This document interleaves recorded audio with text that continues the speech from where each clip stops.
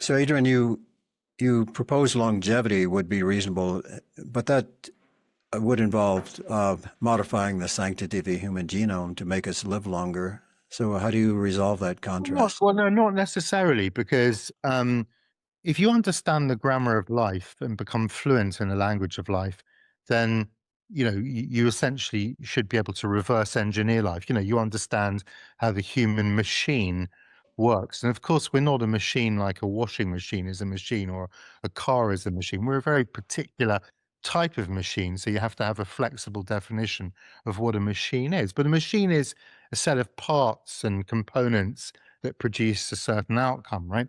Both morphologically and functionally and behaviorally, right?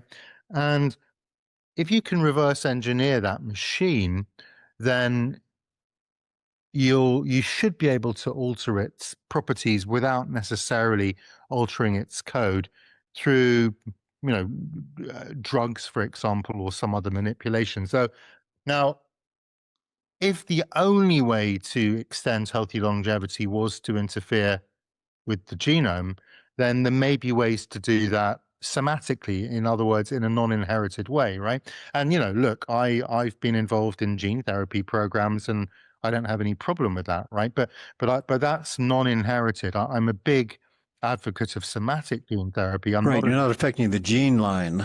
It's well, purely somatic and I'm not temporary. an advocate of germline gene therapy, right? And that's because you get off-target edits and all kinds of things which can be dangerous and they'll be inherited, right? So, if it's single genes and you can do it somatically in a non-inherited way, in a pretty precise, clean way, then hey, I would be open to that. And I suspect actually that as we get to understand how the genome operates, we'll look at it in a slightly different way philosophically. But what I'm not in favor of personally is trying to improve human performance beyond getting rid of disease and extending healthy longevity. And then the question, of course, becomes what is natural? Like Right, just where does generally improving longevity? Yeah, health may yeah, improve like cognitive the performance. yeah, like the bristlecone pine in California lives for 4,500 years.